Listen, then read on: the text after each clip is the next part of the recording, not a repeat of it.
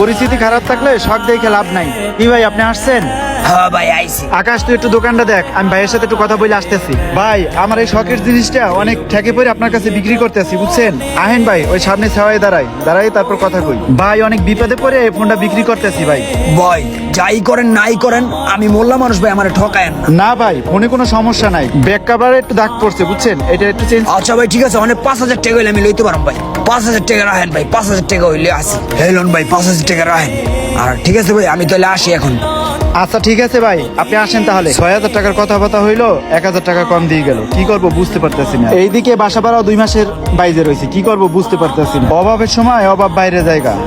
1 2 3 4 5 6। ভাইয়া তোমার লগে গুরুত্বপূর্ণ কথা আছে। কি কথা বল। বাবা মরার পরে ব্যবসাটা তো তোমার দিয়ে দিছে, তো আমি তো তোমার ব্যবসা কোনো সময় ভাগ চাই নাই কা। আমার বন্ধু বান্ধব সবাই এই বছর মার্কেটে গেতাছে, আমিও ওগুলোকে মার্কেটে যাবো, ওখানে আমার মার্কেটের টাকা দাও।